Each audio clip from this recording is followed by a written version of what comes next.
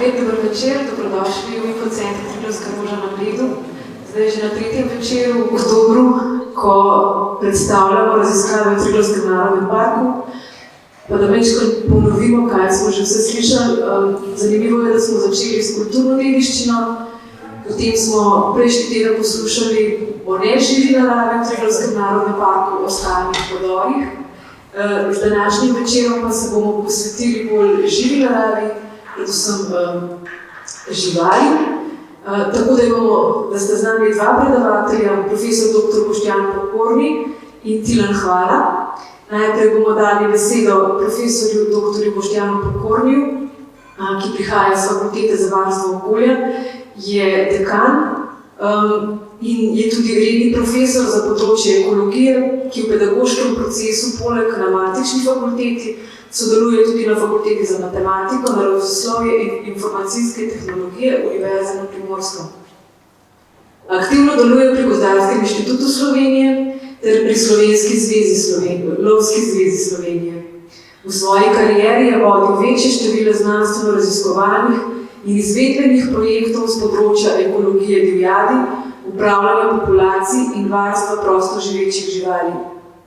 Svoje raziskovalne izkušnje prek strokovnih objav in predavanj pogosto prenaša na končne uporabnike, lovce in načrtovalce upravljanja populacij ter na študente različnih študijskih programov, skrbi pa tudi za stalen prenos raziskovalnih dosežkov v najširšo javnost prek gostovanj v javnih medijih.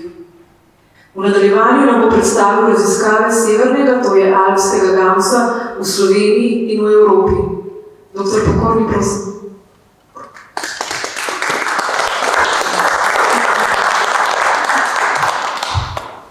Ja, hvala lepa za tole predstavitev.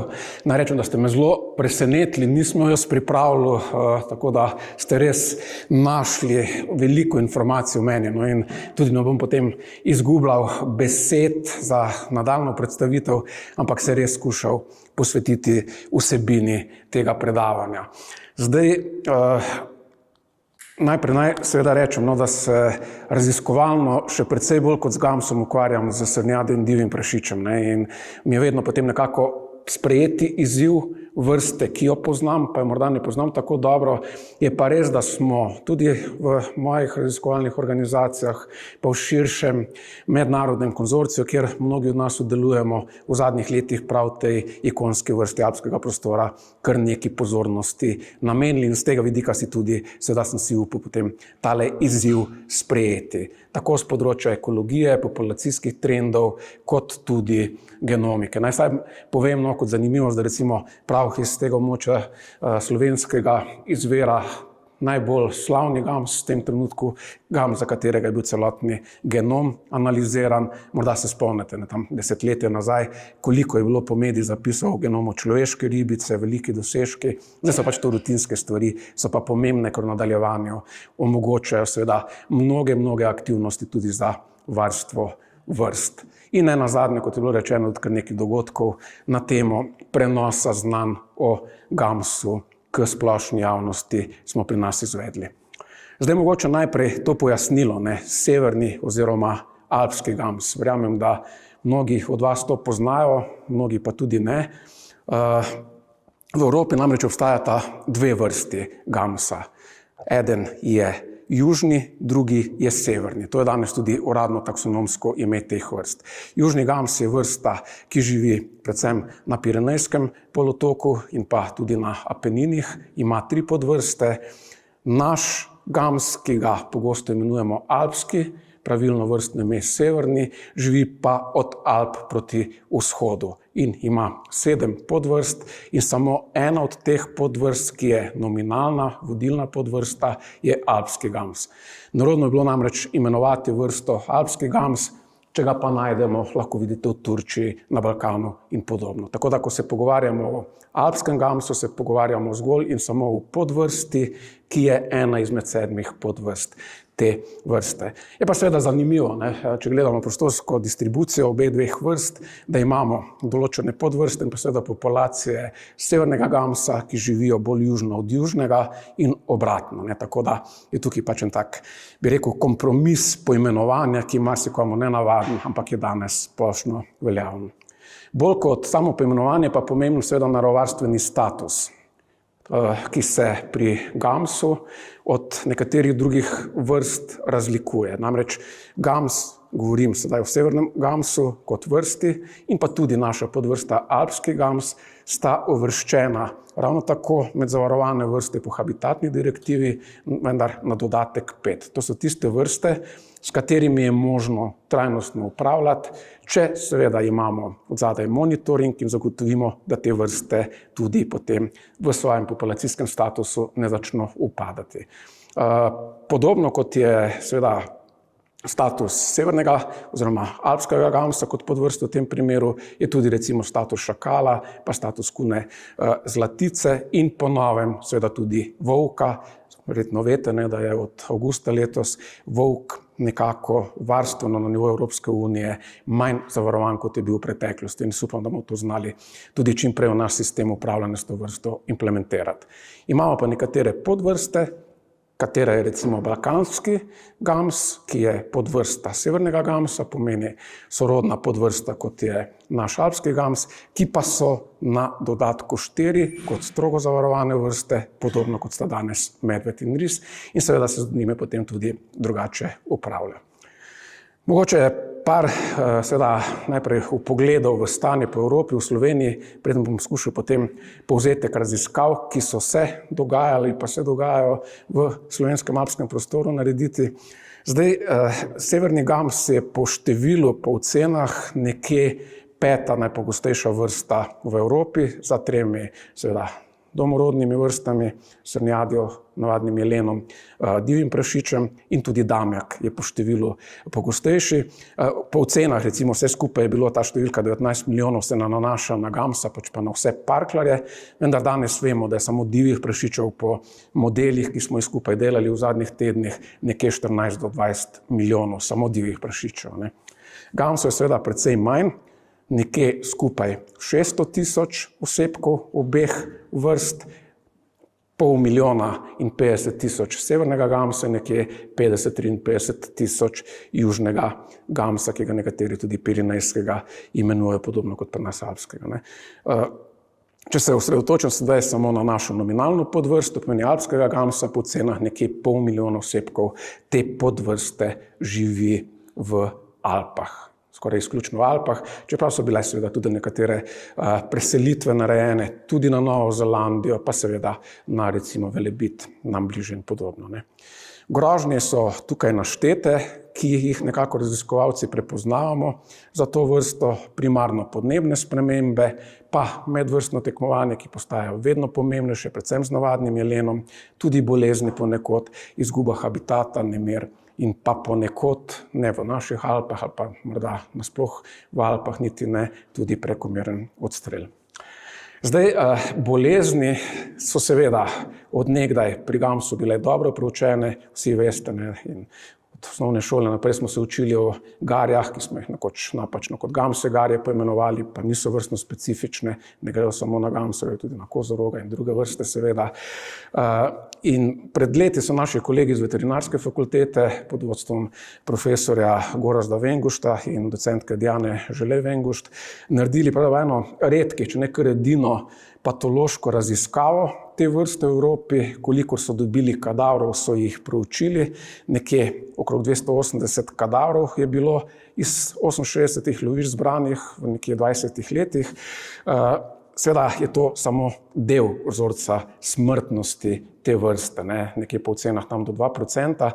Kljub temu so lahko ugotovili, da je v današnji situaciji bodisi poškodbe, ki so nekje recimo vzrok smrti, nelovne smrti, seveda nekje okrog 10%, ali pa bolezni, kjer prevladujejo parazitske bolezni, nekje 70%, med njimi pa garje za nekje 40%, da niso pomembni dejavniki, ki bi ogrožali to podvrsto ali pa nasploh seveda tudi vrsto v našem prostoru. Pomeni, bolezni so ponekod problem tudi dolgoročno z vidika vitalnosti v tem trenutku pri nas, po ugotovitvah veterinarjev niso in smo lahko seveda s tem tudi veseli. Ne.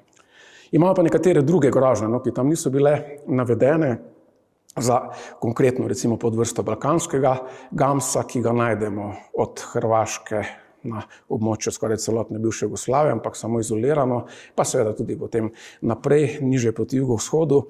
In ena izmed takšnih groženj je recimo hibridizacija oziroma introgresija genov alpskega gamsa v populacije tega strogo zavarovanega balkanskega. No in tukaj sta kolega iz Zagreba, torej Nikica Šprem, profesor na Agronomski fakulteti in naša kolegica, s katero tudi Triglavski narodni park zelo sodeluje na področju genetike, profesor Ilona Bužan iz Univerze na Primorskem, pred leti naredila lepo genetsko sliko, strukturo gamsov po vseh gorovih na Hrvaškem in sta seveda ugotovila, da imajo čistega balkanskega gamsa na Dinarji, na Biokovu ga najdemo, medtem ko na Velebitu so prisotni ti hibridi, zato ker so bile v preteklosti seveda številne translokacije, preselitve gamsov tudi iz Slovenije izvedene. No in je tukaj lahko seveda z vidika čistosti genov, kljub temu, da so lahko tukaj celo kratkoročno pozitivni učinki v smislu telesnih mas ali pa rasti roglo, ampak vendarle z vidika ohranitve čistega balkanskega gamsa so pa lahko takšni ukrepi in preselitve osebkov tudi problem. Tudi zato, ker so slovenski gamsi, kot sem rekel, genetsko gledano, popolnoma drugačni. To je pač preveč zapleten graf, da vam bi ga razlagal, ampak to, kar je rdečo, so gamsi iz Slovenije in lahko vidimo, da so zelo, zelo ločeni od ostalih populacij, sicer v tem primeru balkanskega gamsa v različnih državah jugovzhodne Evrope. Zdaj, za parklarje je nasploh značilno, da so se njihove številčnosti v Evropi v zadnjih, rečemo, 5-6 desetletjih močno povečale. So vrste, kjer so se vrednosti, pomeni ocenjenih številčnosti, govorim na nivoju Evrope, povečale tudi za 10-krat, v posameznih državah pa tudi za 20-krat in večkrat.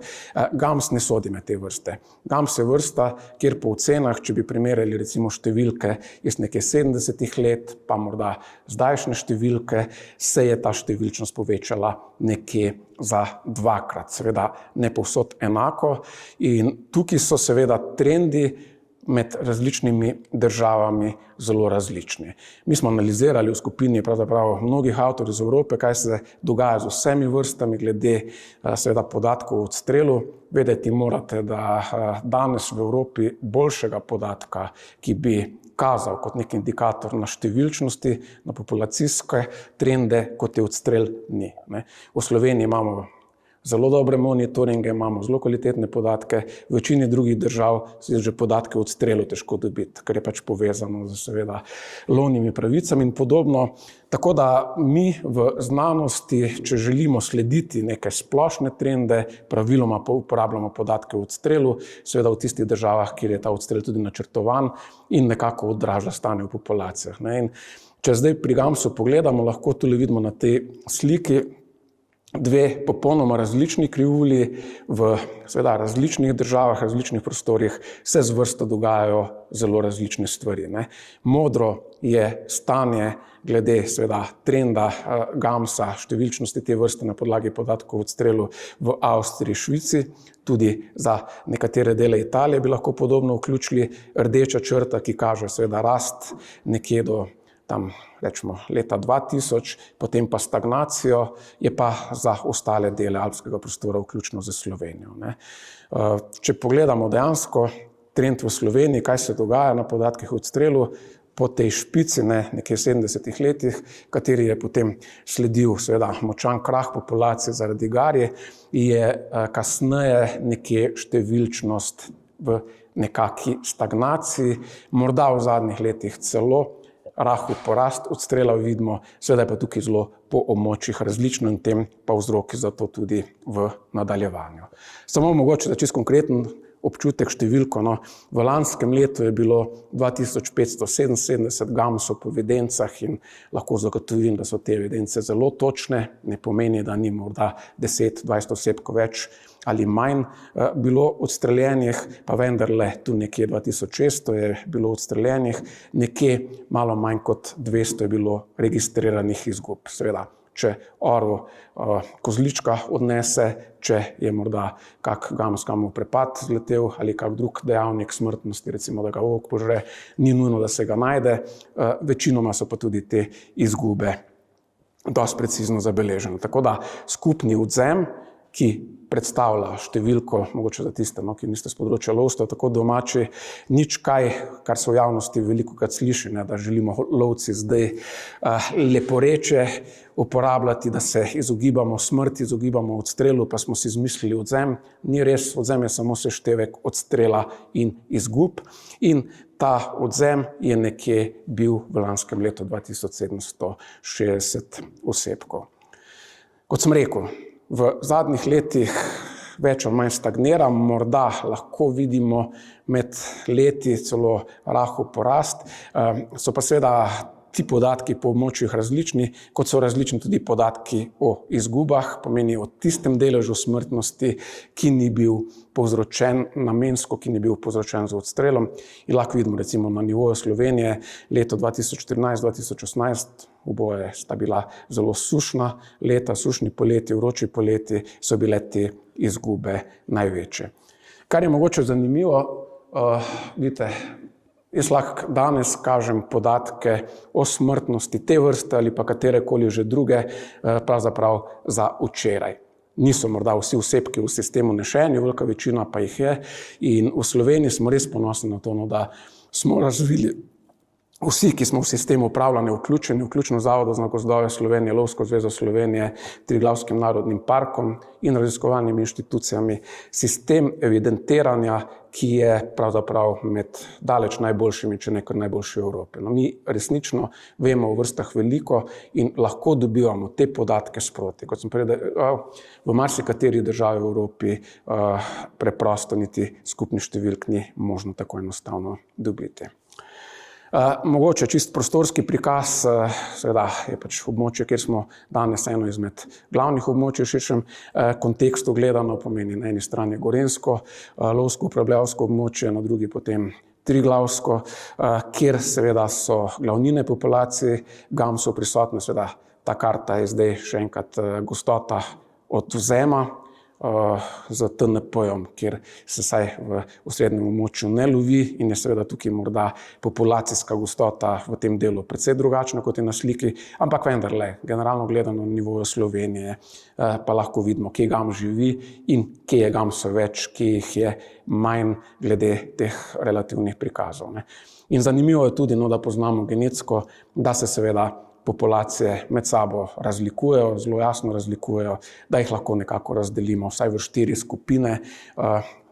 Če gremo iz vzhoda, tiste, ki živijo na Pohorju, potem Dinaridi, pa seveda potem nekako lahko rečemo po tem alpskem prostoru, kjer bi lahko razdelili julijski del od Karavank in pa Kamniško-Savinjskih Alp. No in znotraj teh območij so tudi trendi potem nekoliko drugačni. Če imamo v gorenjskem in pa triglavskem območju, kjer je gamsov sicer največ, nekako stagnacijo, ponekod lovci opozarjajo tudi na upad, recimo, ki ga opažajo sploh v visokogorju. Imamo seveda v bolj habitatno ugodnih razmerah, ne govorim, da so a priori boljše za gamsa, so pa seveda z boljšo ponudbo hrane, z manjšimi klimatskimi ekstremi, pa seveda trend naraščanja. Še zlasti v območjih, ki jih laiki nikoli ne bi gamsu pripisali, Posavje, Zasavje, Savinjsko-Kozjansko območje in podobno, območja, ki zagotovo pred leti niso bila poseljena ali pa saj ne z velikimi gostotami gamsov, danes je pa gamsov tukaj vedno več in to mogoče tudi na nacionalnem nivoju včasih kaže malo zmotno sliko, da je z gamsom vse ok, pa da celo narašča, čeprav v teh delih, kjer je od nekdaj bil prisoten in kjer so seveda osrednje populacije, mogoče slika niti ni takšna.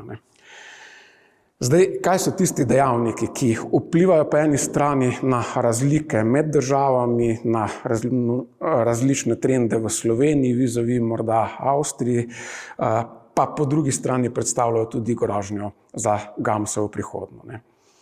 Ena stvar so zagotovo podnebne spremembe, pa tukaj jaz ne želim, da to izpade floskola, ki jo v vsakdanjem življenju pogosto uporabljamo. Podnebne spremembe so krive za vse, pa pogosto ne vprašamo, zakaj že. Konkretno na prosto živeče živali in še posebej na živali visokogorja, zlasti velike, torej sesavce, predvsem parklarje, lahko imajo pa res zelo pomemben dramatičen vpliv. Bom potem probal to bolj plastično prikazati z podatki o spreminjanju telesnih mas, ampak ena zgodba je pač seveda, da preprosto, če poenostavim, živalim postaja prevroče, predvsem je pa problem prehranske kapacitete habitatov v tistem najbolj kritičnem obdobju leta, takrat, ko so mladiči in takrat, ko rabijo samice laktacijo, proces laktacije, da te mladiče z mlekom oskrbujejo. In morda je ravno tukaj noter en del odgovora, zakaj se zdaj v Sredogorju ali pa celo v tem kolinskem gričevnatem pasu številčnost gamsa povečuje, ker seveda se preprosto umika niže, pri nas se ima kam umakniti in ti gamsi, recimo, lovci včasih rečejo, da so to gošari ali pa gamsi, ki živijo v gozdnem prostoru, so dejansko v tem trenutku lahko na nek način na boljšem in gredo navzgor. Je pa seveda tukaj težava, da se vrsta dolgoročno srečuje tako z medvrstno konkurenco, recimo z jelenjadjo, ki je seveda dominantna prehranska vrsta gamsu, in pa seveda tudi z plenilci plenjenjem. In tukaj smo recimo delali tudi na območju Triglavskega narodnega parka, pa nasploh v Gorenjskem triglavskem območju, nedolgo tega analize prehrane volka in riza na podlagi seveda sodobnih pristopov genetike, tako imenovane okoljske DNA ali pa DNA iz iztrebkov, kjer smo preprosto ugotavljali, kakšna je zastopanost plenskih vrst v prehrani teh dveh velikih zveri. No in seveda tako gams kot zanimivo tudi kozorog sta pogosto zastopana. Tam nekje 10% frekvenca zastopanosti je. To ne pomeni v volumskem deležu, pač pa v številu seveda iztrebkov. Ne pomeni volkovi, ki praviloma niso mrhovinori, tudi se lahko seveda na kadavrih hranijo, ampak praviloma pa plenijo, so lahko kar pomemben dejavnik pritiska in plenjenja gamsa, pa tudi kozoroga v alpskem prostoru, sploh pa nižje, če se gams nižje umika. Ampak podnebne spremembe imajo še en in precej močnejši vpliv, torej ne samo zaradi umikanja osebkov te vrste niže, pač pa zaradi spreminjanja njenega metabolizma, zaradi seveda spreminjanja dostopnosti prehranskih virov ali pa, če hočete, zaradi vedno večjega diskursa, razkoraka med obdobjem optimalne prehranske ponudbe, vegetacijskim bumom, tedaj, ko je seveda najbolj kvalitetna hrana, in obdobjem poleganja mladičev. Skozi evolucijo so namreč vse vrste razvile procese, predvsem z vidika razmnoževanja so bile zelo skrbne, da se mladiči kotijo, polegajo, rojevajo, tedaj, ko je hrane največ. Ne neposredno zaradi mladičev, to je pomembno, pač pa zaradi njihovih mater, laktacije v primeru sesavcev. In seveda, če imamo mi vedno višje temperature, ki za sabo potegnejo vedno hitrejšo odganjanje vegetacije spomladi, se dogaja preprosto to, da se vrste, in tukaj ni gams nobena izjema, srnjad ima popolnoma iste težave, morda še večje, ker ima eno posebnost v svojem razmnoževanju, tako imenovano zadržano brjost, da enostavno ne ujamejo mladiči, poleganje mladičev več tega viška vegetacijske kakovosti. Pomeni, preprosto je obdobje vegetacije, tiste kvalitetne, prehitro z vidika seveda razmnoževanja. No in se dogaja, da se po eni strani seveda zmanjšuje število mladičev glede na število samic, predvsem se pa zmanjšuje število enoletnih živali, ker če se mladiči še skotijo, so zaradi problemov z laktacijo, zaradi zmanjšanja telesnih mas kasneje, marsikdaj seveda nesposobni preživeti prvo zimo in preprosto enoletnih živali v populaciji zmanjkuje. In to so zelo znani podatki iz Švice, iz Avstrije in tudi iz dela Italije, ne. Ti grafi so seveda zelo kompleksni, ampak tukaj moramo vedeti, ne, da je ta vidik povišanja temperature in pa zmanjševanja padavin mnogo hujši, mnogo močnejši, kot je pa morda pozitivni vidik zim, ki so seveda tudi manj ostre, a ne, in morda z tega vidika zaradi snežne odeje kakšen osebek več preživi, vendar je težava, da generalno telesne mase upadajo, ne. In zelo konkretni podatki, recimo iz Švice, ne, v 27 letih se je nekje temperatura za 1,7 stopinje povečala, telesne mase enoletnih gamsov so se pa v tem obdobju zmanjšale za 3 kilograme, kar seveda ima zelo, zelo hude posledice za samo populacijo.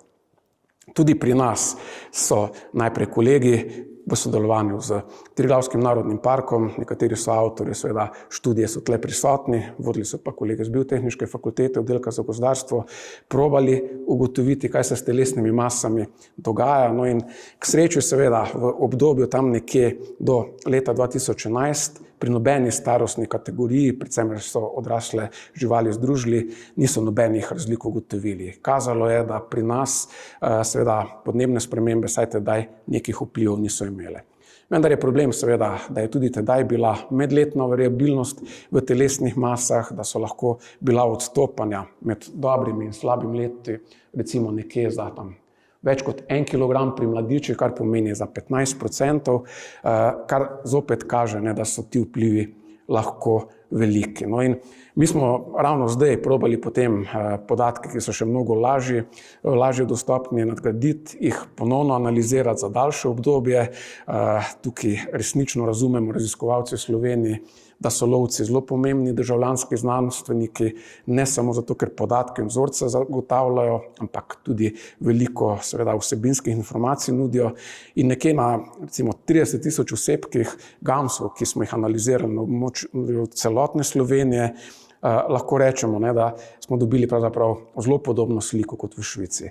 Tudi tu pri nas se dolgoročno mase zmanjšujejo, nekje za 1,5 kilograma recimo so se od leta 2006 pa v naslednjih 20 letih zmanjšale, pri čemer ti podatki nič ne odstopajo od onih prejšnjih.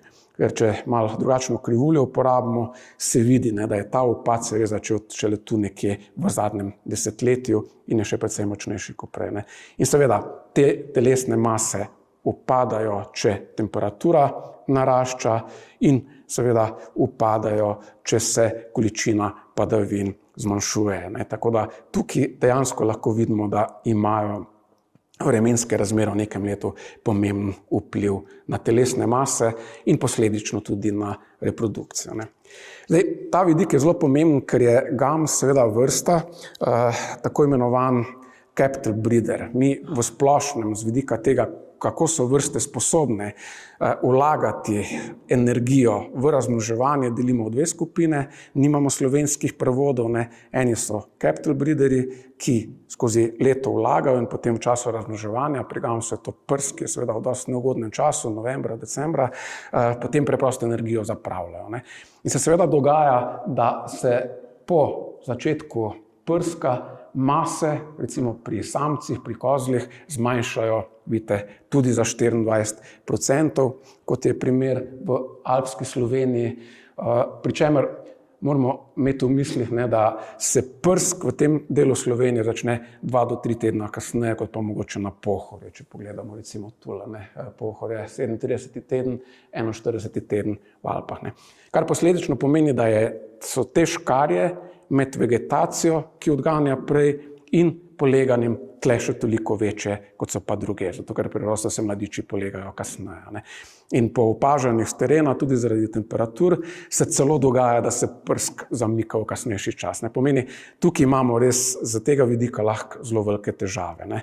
Zelo podobne upade telesnih mas pri samcah, pri seveda kozah je razlika drugačna, one vendarle živijo drugače, niso agresivne, ne iščejo partnerjev, se ne preganjajo tako kot se ti prskači kozli, ampak zelo podobno lahko ugotavljamo v vseh ostalih populacijah. Recimo tudi sam primer iz Italije, kjer se tudi telesne mase v času prska, če je to 100%, zmanjšajo nekje na 76%, pomeni nekje za 24% upad.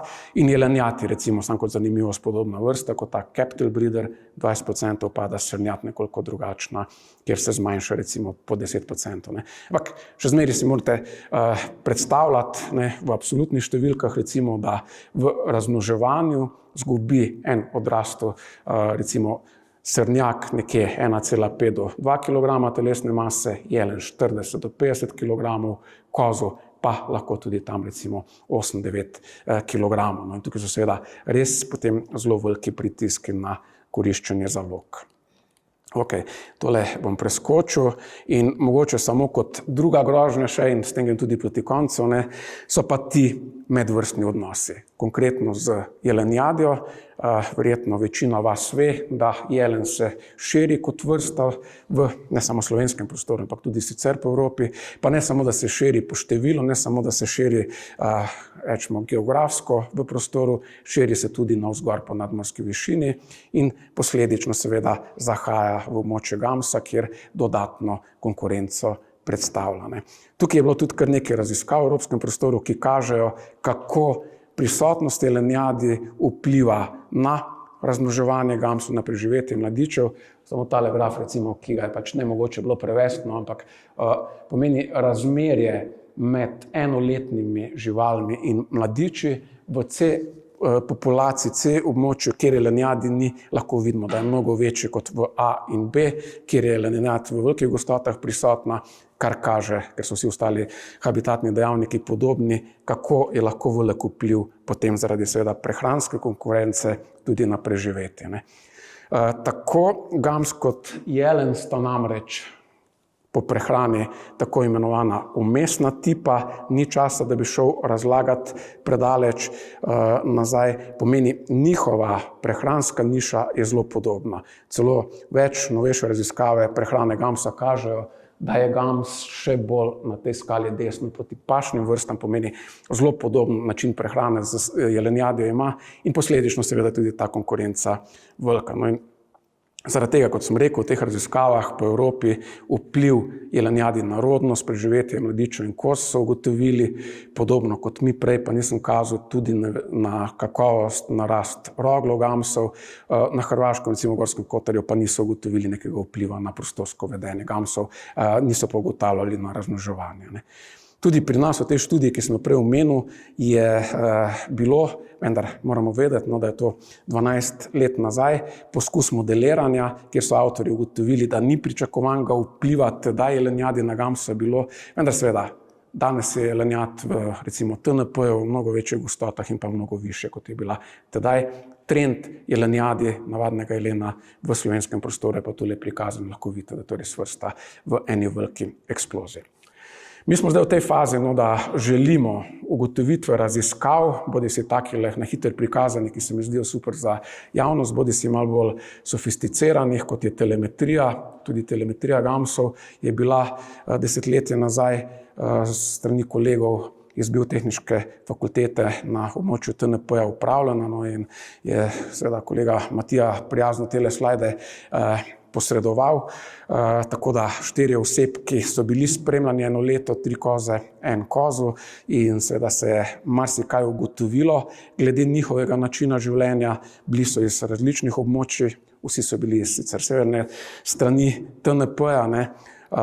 Pomembno je pač tukaj, kako seveda se njihov prostor poleti in po zimi razlikuje in je dejstvo, da se območje aktivnosti, tako imenovan home range gamsov, poleti nekje poveča za 4-krat v primerjavi z zimskim, ki je zelo majhen, pod 100 hektarji.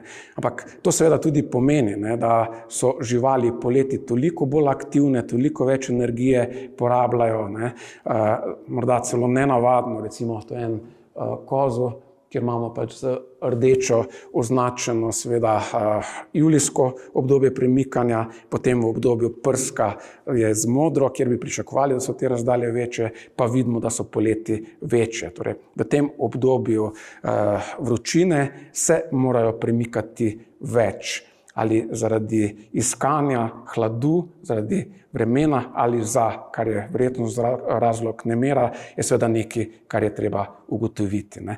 In da bi ugotovili to, da bi ugotovili vplive na prostorsko vedenje, smo skupaj z kolegi z Biotehniške fakultete in TNP-jem ravno zdaj začeli z enim intenzivnim monitoringom uporabo fotopasti, za začetek na Pokljuki, ker je mnogo lažje prostorsko, pa za tendenco iti tudi potem v prvo varstveno cono. Zanimivo je, da gamse najdemo sicer z temi monitoringi pravzaprav posod. Ne. Nič nenavadnega pokazati 4 slike, niti ne najbolj kakovostne gamse v Sloveniji, je pa nenavadno to, če vemo, odkot so. Ne. Oljka, Savinjsko-Kozjansko območje, Sinji vrh, nad Kolpo, recimo Kočevsko-Belokranjsko, Vrhel, Rabče, Kras, Rižana, veste, kje je. Ne. Pomeni, gams v teh nižjih predeljih, tudi s pomočjo fotopasti, tudi tam, ko prej nismo vedeli, da je prisotno, se širi, trendi zgoraj kažejo pa nekoliko drugače. No. Tukaj je pomembno, da se seveda za takimi projekti vključujemo evropske mreže, kjer bomo v nadaljevanju ne samo lepe posnetke dobivali, pa ugotavljali aktivnost, ampak tudi mnogo bolj pomembne in koristne informacije, kot so recimo populacijske gostote in podobno. Zaključujem s temi mislimi. Ne. Torej, ne vem, koliko mi je uspelo v teh nekaj minutah, več kot pol ure, vas prepričati ali pa razložiti, kaj se z gamsom dogaja. Trenutno lahko rečemo, da je vrsta izven nevarnosti, tudi takšen status ima, moramo pa vedeti seveda, da so zaradi vseh naštetih dejavnikov in pa medvrstnih odnosov tveganja pred nami in da ponekod v Alpah že izkazuje kar zelo izrazite negativne trende. Ne. Ravno zato je potreben sistematičen, stalen monitoring, pravi, da temelji na teh tradicionalnih rutinskih metodah, ker na terenu ljudje ogromno vidijo, ogromno vejo, seveda pa je potrebno tudi sodobne metode vključiti. Jaz upam, da vas recimo kot obiskovalce gozdov prisotnost fotopasti, kamer ne moti, nikoli niso namenjene monitoringu ljudi oziroma videonadzoru, ko nekdo zmotno misli, pač pa monitoringu živali.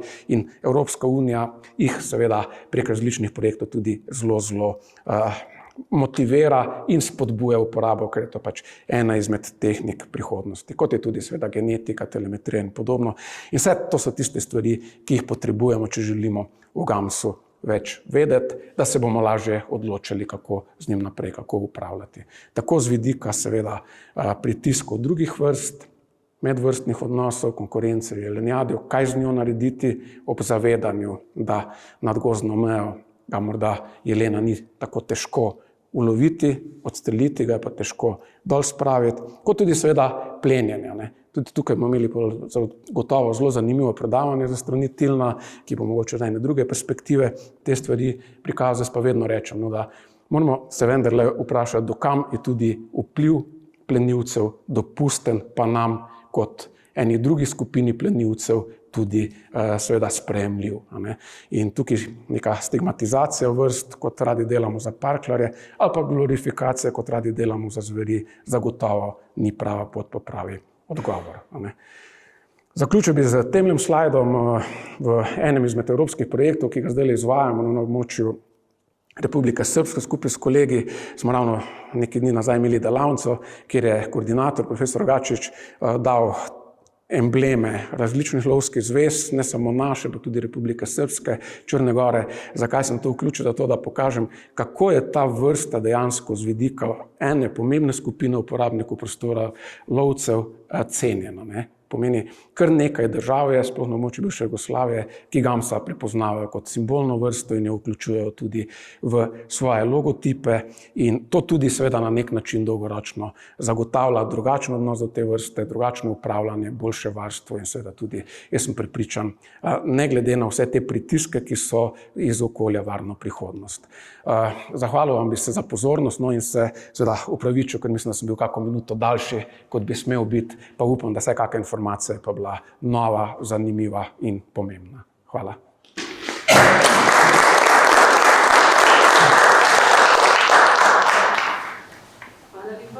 Hvala Hvala lepa, pa bi kar vas izzvala, da že zdaj po predavanju takoj dr. Pokornju zastavite vprašanja, ki so se vam porodila. Če so kakšno vprašanje.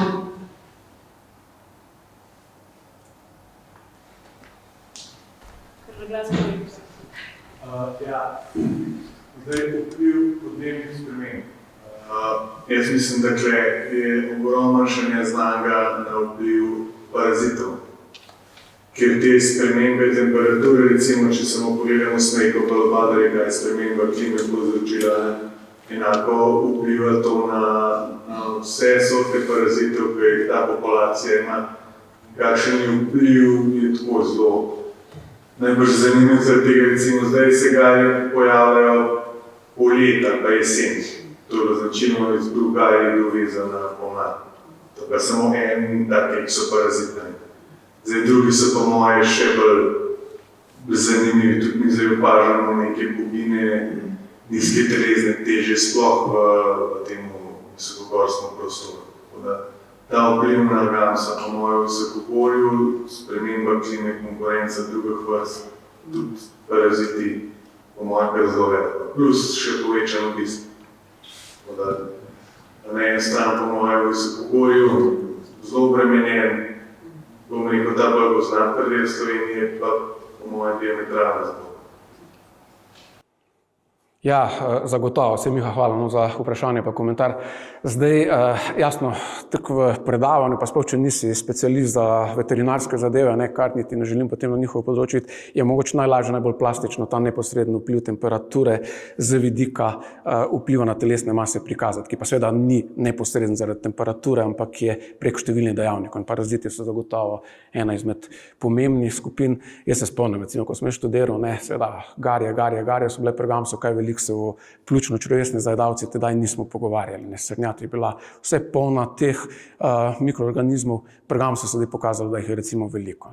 Pol imamo tukaj seveda, vsi veste, bolezen recimo modrikastega pa modrega jezika, ki so vsaj 4 potrjeni primeri v Sloveniji smrti zaradi njega, pri gamsu, ne vem, pri vas verjetno ni bilo, na muflonu toliko več, in še številne druge bolezni, bodisi virusne, bodisi seveda parazitske, ki prihajajo in bodo se zaradi tudi sprememb v okolju dogajali in bodo bolj pogoste. Tako da seveda ta učinek spreminjanja okolja podnebnih sprememb daleč od tega, da je bil samo neposreden, posrednih je še mnogo več. Še kakšno vprašanje? Malo podvignite, da vas bo bolj slišati do vas. Lahko jaz čisto laično vprašanje postavim pri teh grafih odvzema. Te grafi odvzema prikazujejo tudi to, kakšno je stanje številčnosti populacije. Zdaj, načeloma ja, tukaj je odgovor lahko zelo kompleksen. Recimo imamo vrsto, kot je divji prašič, kjer grafi odstrela več ali manj absolutno odražajo stanje v populaciji. Zakaj? Zato, ker je pač odvzem vrste navzgor neomejen, ker je v upravljavskih ciljih čim bolj nazaj držati in ker so lovci seveda na vsak način motivirani divjega prašiča ustreliti. Pomeni, tukaj imamo zelo jasno korelacijo, več ko je prašičev, večji bo odstrel, večji bo odvzem in tukaj lahko bi rekel, zelo veliko verjetnostjo rečemo, da tudi medletna variabilnost podatkov in trendi se upadajo odstrel vizavi stanju populacije. Pri vrstah prežvekovalcev, sploh kot je srnjad ali pa gams, kjer so pa seveda ukrepi načrtovani in so lovci potem zaradi ene dosti velike anomalije slovenskega sistema, kjer pač preprosto morajo načrtovane kvote realizirati, če ne so pa sankcionirani, 4200 €, lahko pa tudi 125 000 € kot zanimivost, bojo potem seveda te zadanem načrtu morali slediti, neodvisno od tega, kaj se v populaciji dogaja. In seveda bo načrtovalec trendov populacije na podlagi različnih kazalnikov, neposrednih opazovanj, škod, telesnih mas in podobnega sledil, vendar bo sledil z nekim časovnim zamikom. Tukaj se lahko zgodi, da ni popolnega overlapa, če hočete, ampak še zmeraj, če gledaš dolgoročno in če gledaš potem te res izrazite trende, so pa dosti dober kazalnik. Lažje razumevanje. Predavanja bojo tudi na voljo potem prek spletne strani Triglavskega narodnega parka. Mislim, da je bilo vaše predavanje zelo zgoščeno in da bomo z veseljem se še enkrat bolj počasni. poslušali. Je še kakšno vprašanje mogoče?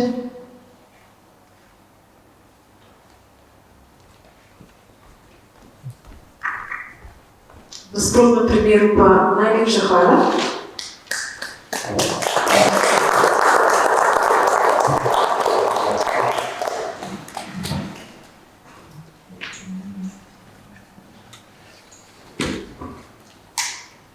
Jaz bom pa povabila še našega drugega gosta, naslednjega predavatelja, Tilna Hvala. Tilna Hvala je pa gozdar, zaposlen na Zavodu za gozdove Slovenije. Aktivno je bil udeležen v projektu LifeLinks, katerega namen je bil zaustaviti propad dinarsko-jugovzhodno-alpske populacije risa z doselitvijo živali iz vitalne populacije iz Karpatov ter tako zmanjšati parjenje v sorodstvu. Raziskavam risa se je posvetil tudi pri pripravi magistrskega dela na Biotehniški fakulteti na oddelku za gozdarstvo in obnovljive gozdarske vire. Svoje ugotovitve o plenjenju in hranjenju s plenom pri Evrazijskem risu v Julijskih Alpah nam bo predstavil zdaj na predavanju.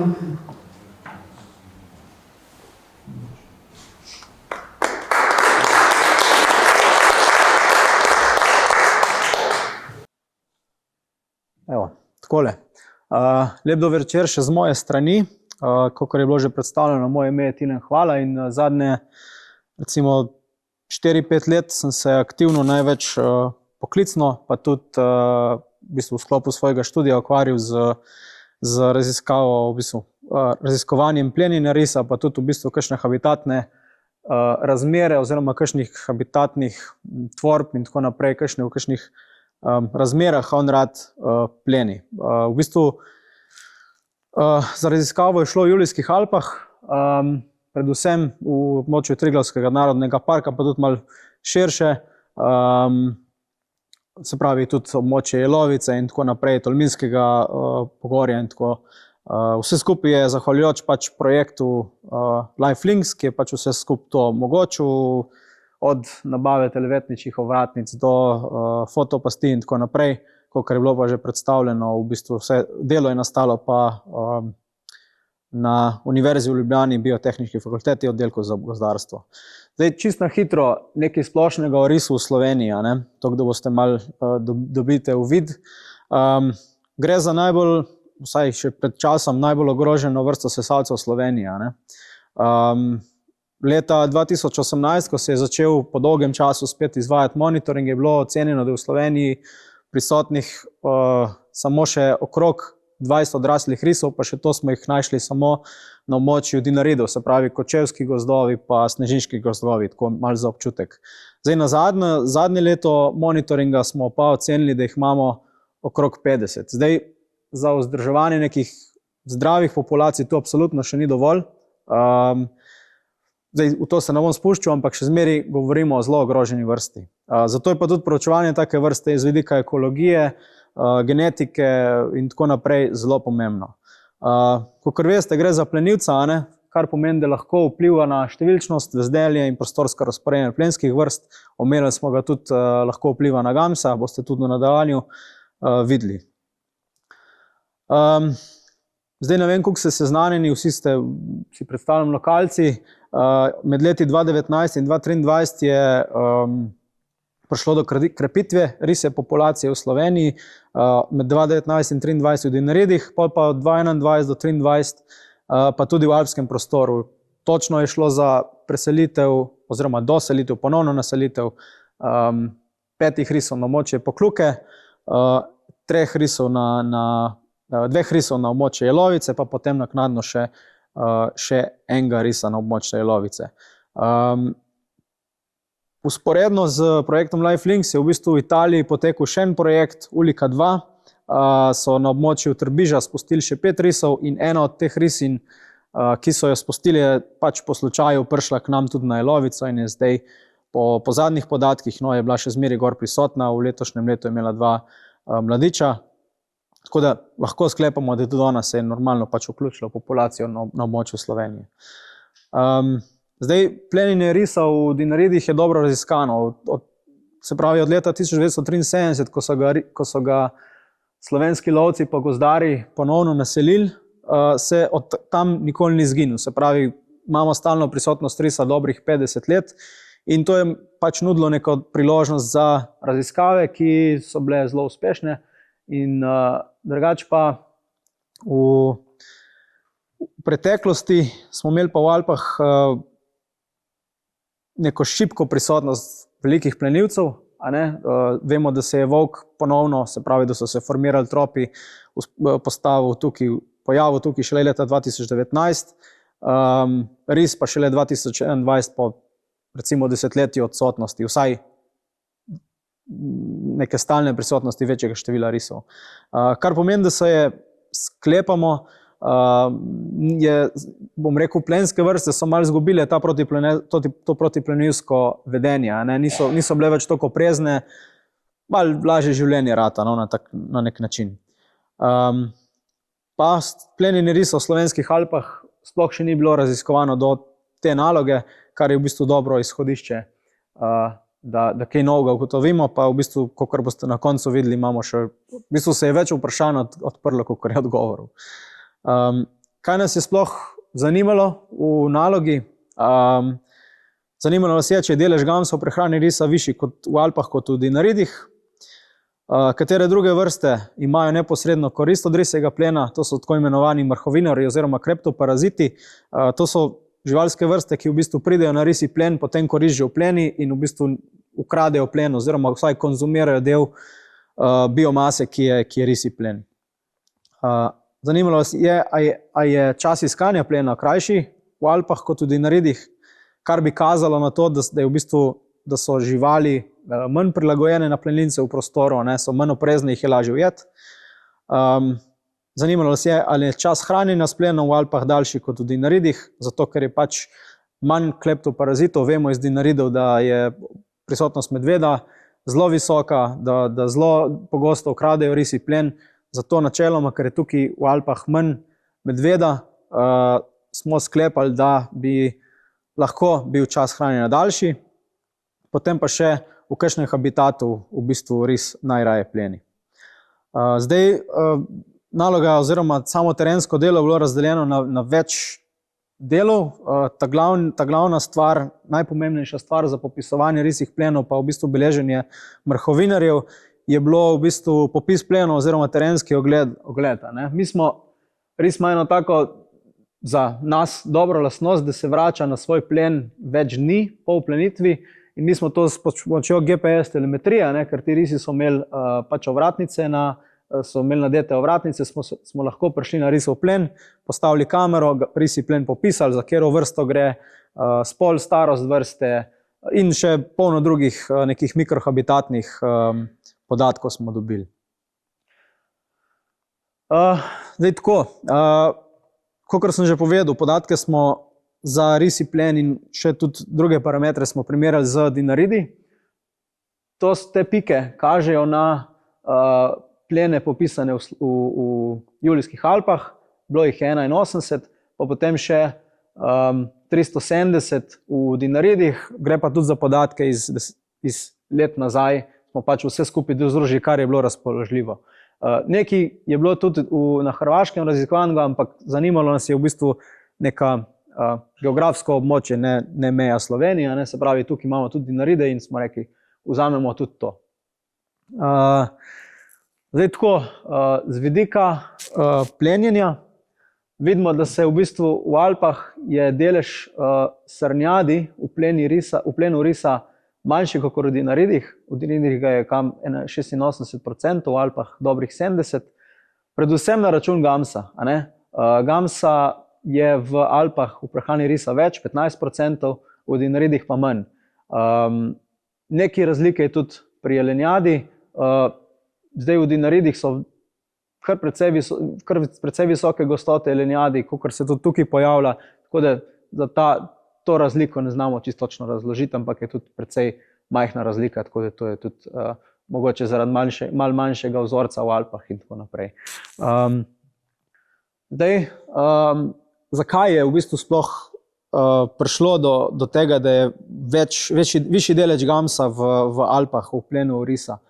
Prva stvar je sigurno, da je v imamo v Alpah više gostote gamsa, kakor pa primernega habitata za gamsa, kakor v Dinaridih. Ste videli tudi prej, ko je Boštjan predstavil tiste gostote od vzema v Sloveniji, v Dinaridih je od vzema gamsa bistveno manj, pa tudi lokalne gostote, pa habitat je manj primeren, kakor v Alpah.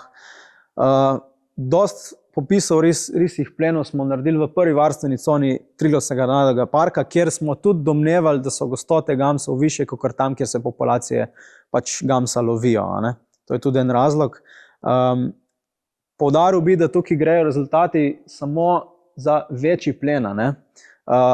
Se pravi, ko ris večji plen ujame, se vrača nazaj, če pa on v plen recimo polha, pa mi tega ne bomo zaznala. In dokazalo se je tudi v Dinaridih, s pomočjo pač druge metode, da je v močnih polšjih letih, se pravi, ko je ponavadi visok obrod bukve, posledično tudi polha, lahko polhi v bistvu predstavljajo tudi 50% prehrane risa, kar je velik delež, če si predstavljate. Zdaj čisto malo za občutek, da risi kot plenilci tudi dolgoročno ugodno vplivajo na plenske vrste. Zakaj? Tukaj imam samo, enkrat sem si enega srnaka najdel, pa sem si domov nesel, pa sem si naredil trofejo, ker mi je bilo tako zanimivo. Tisti, ki ste lovci, veste, da to gre za izredno staro žival. To je pa en primer v prve varstvene cone TNP-ja, je ris vplenil na garjevo kozo. Zdaj to še ne pomeni, da zdaj, ko včasih preveč romantično rečemo, da risi plenijo samo stare pa bolne pa samo mlade živali. Ne, tudi srednje stare, čist za nas na oko vidno, zdrave živali bodo vplenili. Ampak če gledamo dolgoročno, v povprečju bo ris s plenjenjem izločal tiste, ki imajo nižji fitness. Pol nas je pa v bistvu zanimalo, ker smo vedeli, da se s telemetričnimi ovratnicami smo opremili tudi nekaj teh potomcev, teh risov, ki so bili preseljeni. Se pravi, risi, ki so bili v bistvu poleženi oziroma rojeni na območju Alp, so bili bolj recimo temu prilagojeni življenju v Alpah in nas je zanimalo, kakšen je delež gamsa pa pri njih. Vedeli smo tudi, da v bistvu so vzpostavili teritorije na mal bolj gamsjem habitatu, te visoke planote, jelovice pa Pokluka so bile že zasedene od teh doseljenih risov iz Karpatov. Ti so si pa bolj mogli svoj prostor pod soncem najti in so v bistvu šli v bolj tipičen gamsji habitat in nas je zanimalo, kaj pa samo tisti gamsi, ki so razlike med preseljenim gamsom v Alpah pa alpskim gamsom, se pravi tam, ki je bil poležen v Sloveniji ali pa v Alpah. In je delež srnjadi pri preseljenih gamsih v primerjavi s temi, ki so bili rojeni v Julijskih Alpah, precej različen, spet na račun gamsa. Zdaj, ne znamo si, to smo v bistvu sklepali, ker znanstveno v to kratkem času tega je težko preverjati, ampak preseljeni risi iz Karpatov so se v bistvu tam, kjer so oni izvirali iz Romunije ali pa Slovaške, tam so gostote gamsov bistveno nižje in predpostavljamo, da so se mogli lova na gamsa priučiti. Poleg tega tudi te planote, jelovica Pokluka, sej gams je, ampak ne pa v takih gostotah, kot recimo gor okrog Triglava pa Tolminsko pogorje in tako naprej. Zdaj, te alpski risi predpostavljamo, da so v bistvu že vedensko prilagojeni na lov risa, pa kot sem že povedal, v domače okolje oziroma teritoriji so v gamsjih habitatu, v višjih legah, bolj odprtih površinah vzpostavili. Do zelo podobnih rezultatov so prišli tudi v Švici, ki so v bistvu ugotovili, da z leti od ponovne naselitve risa, tam so mislim imeli naselitev leta 1971, so se skozi generacije risov, so se risi začeli pomikati v višje lege, pa delež gamsa v prehrani gamsa se je začel povečevati, kar je zelo zanimivo. Mogoče malo kontradiktorno, kar je bilo že prej predstavljeno, da se gamsi spuščajo v nižje lege zaradi podnebnih sprememb, nižje v gozd. V bistvu, če tako pogledamo za te na novo tukaj poležene rise, oni bi lahko vzpostavili domače okoliče kjerkoli. Lahko bi šli nižje v gozd, kjer bi praviloma bilo več hrane, ampak niso. Me je res presenetilo. Tukaj, en od risov recimo se je vzpostavil tukaj na območju Črne prsti, pa pol naprej proti Razorju na tolminski strani. Komot bi šel čez v gozd ali pa tudi na to bohinjsko stran, ampak ni. On je ostal gor na plenu na 2000 metrih brez težav. Tako da tu je še, kakor sem rekel, ogromno nekih odprtih vprašanj. Pol smo na teh risih plenih, če je bil plen dosti svež, da so bili pač še ostanki dosti sveži oziroma dosti biomase še prisotne, smo primerjali tudi, kere vrste mrhovinarjev se pojavljajo na risjem plenu.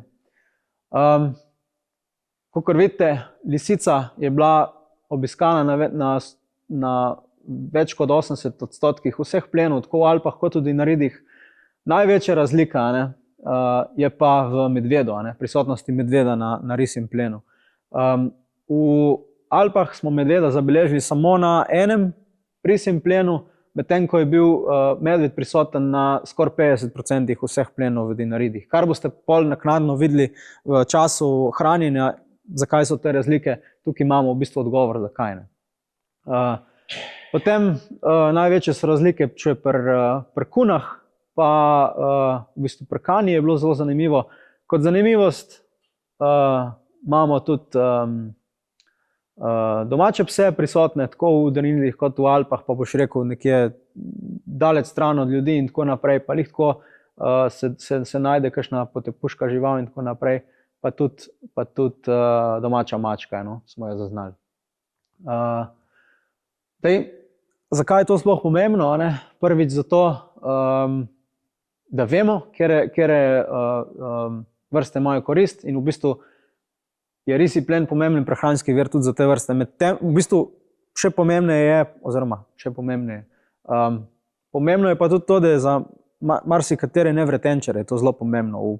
Našel sem, medtem ko sem pisal magistrsko nalogo, eno nemško študijo, da v poletnem času je v bistvu največji kleptoparazit risa so prav nevretenčari. Takrat je v bistvu te razvojni stadiji grejo zelo hitro, toplo je in v bistvu nevretenčari ukradejo risu več plena, kot vse te živali skupaj. No, tu je zdaj pa neki posnetkov iz fotopasti, malo za intermezzo, kaj vse smo zaznali. Res je bilo zanimivo, tako prav užitek, ko si šel pobrati kamero, te je zanimalo, kaj boš našel. To je to je ta medved, ko sem rekel, da smo ga zaznali na risjem plenu tukaj v Alpah, tak velik samc je bil. Pol smo, to je zmontirano skupaj, ampak smo sred belega dne imeli v razmaku pol ure risa, enega samca, ki nismo vedeli za njega. Vidite, gre za čas parjenja oziroma malo pred začetkom parjenja, je očitno že iskal samice, pa planinski orel. Tukaj je bil plen, jelenjad je čisto normalno mimo prehajala, pa celo divjega petelina smo zaznali na jelovci, kar je tudi bilo kar tako presenečenje. Verjetno je pač naključno šel mimo. Pa so pa še taki posnetki, ki so pač zelo zanimivi, v smislu, kako poteka sama interakcija znotraj neke risje družine, kako se čistijo, to je pač sredi poletja, vidite, polno muh je. To so mladiči risinje Julije, tukaj na Pokluki, in vse te 3 mladiče smo uspeli tudi odloviti pa opremiti z televetničnimi ovratnicami. Za tega vem, ker ima tak pikast vzorc, da je ris, ki je šel v Italijo, ko se je osamosvajal. Malo je dolg posnetek, ampak se bomo počakali. To je v bistvu mogoče tudi, kar se skozi poudarja, pomen mirnih con na območju Triljevskega narodnega parka. Kako v bistvu se živali drugače obnašajo, če imajo mir. Mislim, da je bila tukaj ura 10 dopoldne ali nekaj takega. In tle zadaj za tem plenom 20-30 metrov nazaj je ena kaluža in očitno, zdaj ko tako mladiči dvignejo glavo, očitno se je tam nekaj dogajalo. V bistvu kaže na to, da je v bistvu mir v naravi zelo pomemben. Čisto drugače se živali obnašajo, kot nekje, kjer so motnje strani človeka precej visoke. Zdaj se bo še mama predramla, pa bo pa šla nekaj pogleda dol proti Kaluži. Čistko, kot zanimivost. Je pa ta ris, boste videli na naslednjem posnetku, precej gajsten. Gre za isto risjo družino, tega pikastka bodite pozorni, no, je tak, se z njim ni za šaliti, no, v bistvu kaže tudi na to, da mogoče imajo, vsaj po mojem mnenju, imajo vse živali neke svoje karaktere, pa vedenjske lastnosti, no. No, se bo malo konc.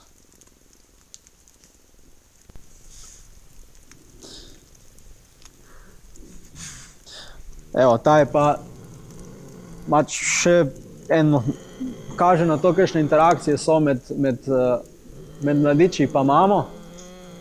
To renči mladič tale, ta gajsten, ko sem rekel, a ne? Celo mamo mu je uspelo odgnati stran od plena.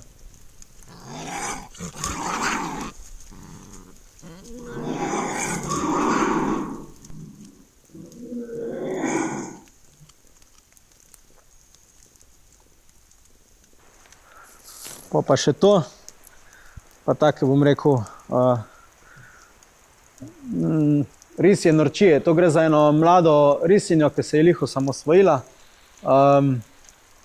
Zanimivo, kako se je s plenom igrala, no, čist, bom rekel, po mačje, no.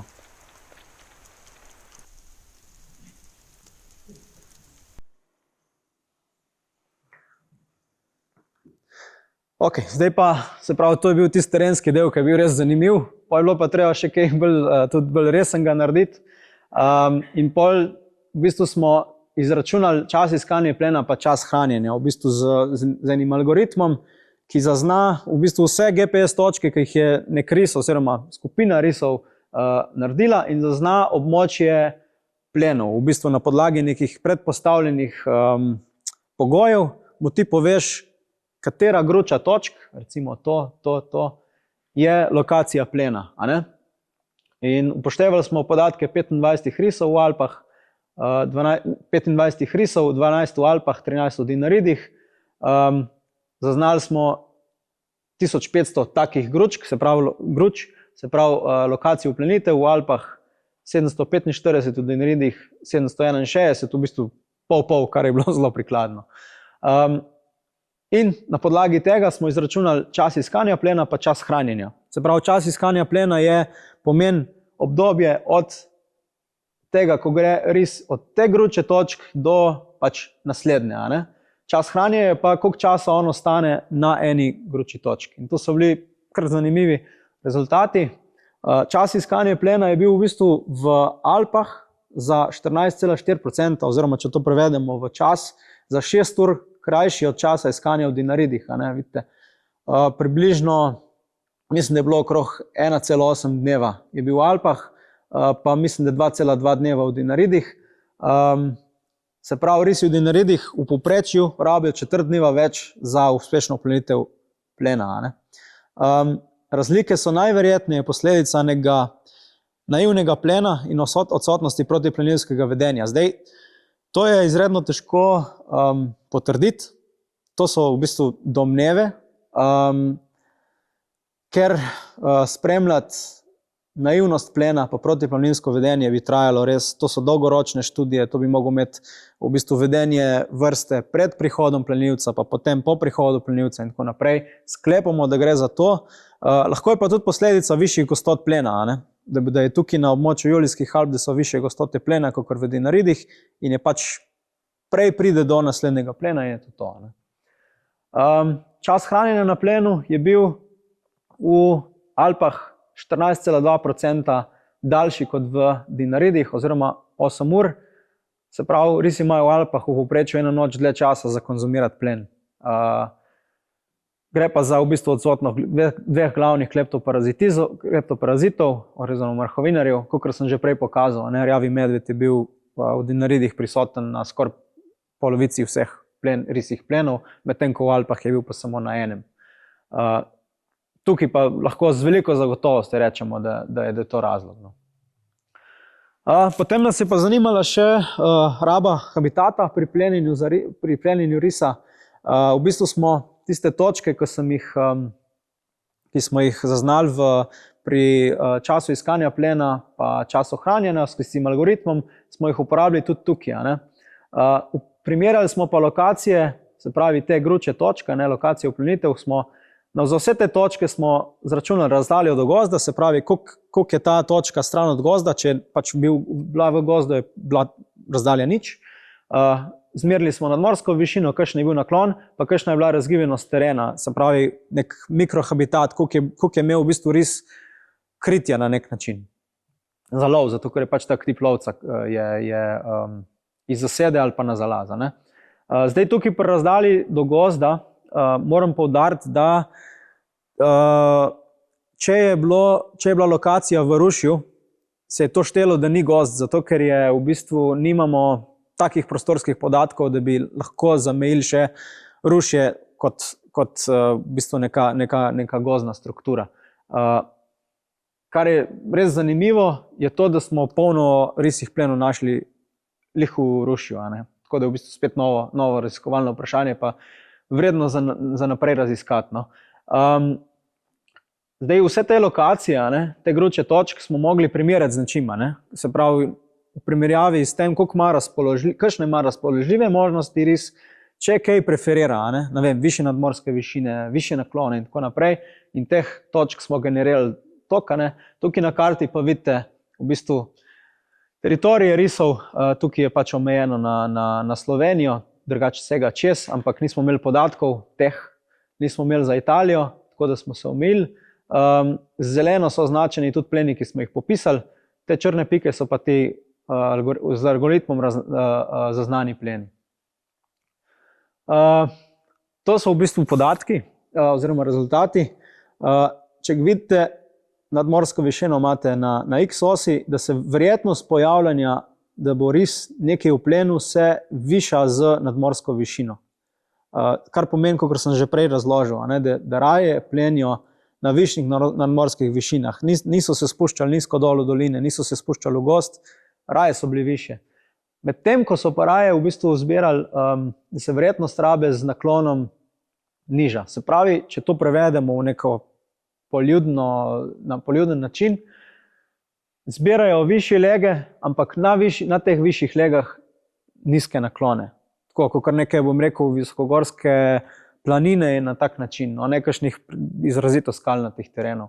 Zdaj sem kot zanimivost, najvišja nadmorska višina, na kateri smo zaznali risi plene, je bila skoraj 2200 metrov, kar je res zanimivo. Najvišji naklon, 61 stopinj, pa najvišja oddaljenost od gozda, 1,3 km. Precej zanimivo. No? Zdaj, ta oddaljenost od gozda, pa te nadmorske višine pričajo tudi, so povezane s tem, da je tudi višji delež gamsa v plenu risa, ker vemo, da gams živi v visokogorju, više lege in tako naprej. Nas je pa še zanimalo pri razdalji od gozda, če so kakšne razlike med, se pravi, preseljenimi risi, pa tistimi, ki so bili poleženi v Julijskih Alpah. V bistvu preseljeni risi raje plenijo v gozdi oziroma se v njegovi neposredni bližini. Se pravi, negativne vrednosti pomeni, da negativne vrednosti na y osi pomenijo, da v bistvu zbirajo gozdni habitat. Vrednosti okrog točke nič, pa v bistvu, da jim je v bistvu vseeno, kje so. Zdaj, če bi bili pa na pozitivni strani y osi, bi pa rekli, da zbirajo odprte površine. V bistvu, kar je pa okrog nule, pomeni, da jim je vseeno, kje plenijo, niso vezani na gozd. Se pravi, preseljeni risi, kot sem rekel, v gozdu raje plenijo in vezanost na gozd je verjetno posledica prilagoditve na tovrstne habitat, kot sem že povedal prej. V Karpatih, kjer so bili odlovljeni, pa sem preseljeni, so bili predvsem na gozdni habitat vezani v pač karpatskih gozdovih. Kot sem že povedal, alpski risi tukaj poleženi pa nimajo neke preference plenjenja v gozdu. In verjetno gre za tudi neko mladostniško vtisnjenje, se pravi, ko so oni prišli na neko območje, vzpostavili teritorij, so se pač prilagodili na te odprte površine, na plenjenje višjega deleža gamsa in jim je čist, bom rekel, v redu. Za konec še malo perspektiv, pa mogoče malo kritičnega razmišljanja, pa tako naprej, pa kaj bi rabili naprej v prihodnje. Kakor sem že povedal, gre za prvo raziskavo, ki celostno obravnava plenjenje risa v slovenskih Alpah. To še ne pomeni, da smo zdaj vse ugotovili, daleč od tega, ampak je pa začetek, kakor sem pa že povedal, ogromno nekih vprašanj se nam je pojavilo novih. Zdaj, naše ugotovitve strukture plena so lahko dober pripomoček pri lovsko-upravljavskem načrtovanju. Če mi vemo, kakšen je vpliv risa na plenske vrste, koliko plenijo, kakšne so, se pravi, na eni strani, da vemo, kakšne so risje gostote, kakšna je številčnost risa, pa koliko pogosto plenijo, kakšni so deleži plenskih vrst, si lahko to pomagamo, oziroma je to pomembno orodje lahko na območjih, kjer so velike zveri pač prisotne. Zdaj, v Alpah je načeloma risom bolj ugodno, smo videli, dlje časa imajo za se hraniti, pa manj časa rabijo za najdbo plena, se pravi, ugodno jim je, v bistvu jim je lažje. Verjetno gre za naivn plen, pa nizko prisotnost nekih glavnih mrhovinarjev, predvsem medveda. Hkrati pa ne vemo, kdaj so razmere tako neugodne, recimo zdaj predstavljam, kakor da v Dinridih jim je pa težje, ker jim medved ukrade hrano, pa morajo dlje se matrati, zato da ujamejo. Ne vemo, kdaj so razmere tako neugodne, da bojo pač negativno vplivali na fitness živali. Sej tudi v Dinridih najverjetneje jim ni hudega. Predvsem bi bilo pa smiselno vlagati več sredstev pa napora v preučevanje plenskih vrst, se pravi recimo parklarjev, pa interakcij plen-plenileca. Zdaj, v Evropi smo podvrženi temu, da se največji denar v bistvu vlaga v zavarovane vrste, se pravi ris, medved, volk in tako naprej, ampak malo pozabljamo na te plenske vrste, ker se mi zdi res pomembno, da bi tudi to več preučevali, več financ tudi temu namenili, zato ker konec koncev tudi to so pomembne vrste, ne samo plenilci. Kakor sem že povedal, odprlo se je polno vprašanj, velik potencial za nadaljne raziskave. Uporabili smo relativno majhen delež okoljskih spremenljivk, ne vemo, kaj pomeni zdaj to rušje, to smo tretirali kot odprto površino, ampak rušje je nek tak zanimiv ekosistem, tako za plen kot za plenilca, bi bilo smiselno raziskati naprej. Hkrati ne vemo, kakšen je vpliv recimo rabe alpskega prostora, vemo, da se obisk v gorah povečuje, strani človeka, na rabo habitata, strani risa in interakcije, pač vemo, stvari so zelo kompleksne. Najbolj smiselno bi bilo pa v bistvu to študijo nadgraditi z lokalnimi gostotami plenskih vrst, zato na tak način bi v bistvu ugotovili, a imamo višje gostote tukaj, imamo višje gostote v Dinaridih, kaj je. Mi tu zdaj samo lahko sklepamo na podlagi nekih kazalnikov, ampak je, kakor sem rekel, neko ugibanje, bolj kakor ne.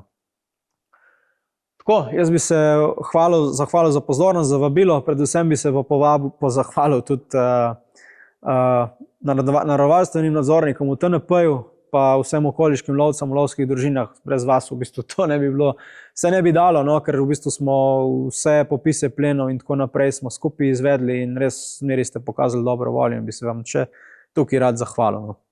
Hvala.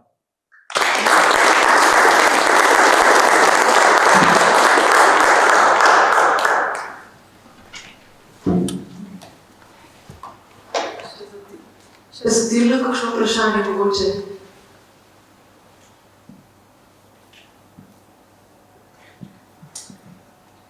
Ima nobenega vprašanja? Tišina. Zdaj, s to zadnjo naselitvijo rise v Alpah, pa z služitvijo krvi, zdaj obstoji določene upanje, da bi ta populacija zdaj preživela in določen čas res ponovne osvežitve krvi. To drži, ki je bilo že tudi napisano. In da se zastavlja pa vprašanje.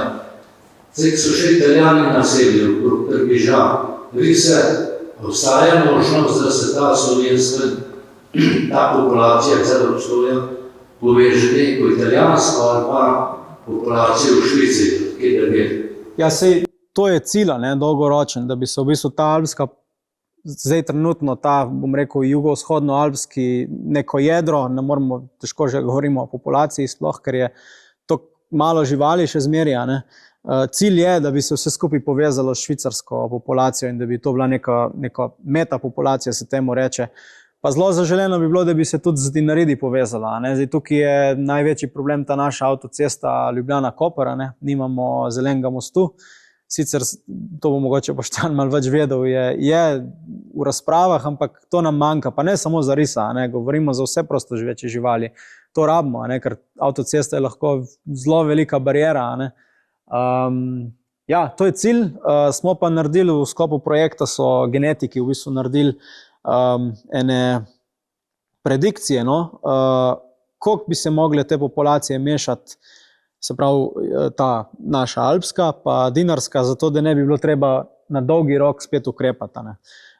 Pa bi moglo kar priti do take močnejše izmenjave genov, da ne bi bilo treba. Pa so pa še gledali, v kakšnih intervalih bi bilo treba po 1 do 2 osebka, pa različne scenarije so naredili, no? Da bi v bistvu populacijo ohranjali. To, kar smo zdaj naredili, še ni dovolj. To je dejstvo. Jaz upam, želim si, no, da bo država zagotovila monitoring, tako s fotopastmi, da bomo številčnost spremljali, pa genetsko, ne, še bolj pomembno v bistvu, da bomo vedeli, kje smo. Ne. Zdaj malo čakamo na to, letos, lansko sezono bi monitoring mogel biti, pa ga država ni zagotovila. Bomo videli, kaj pa bo. No. Tako.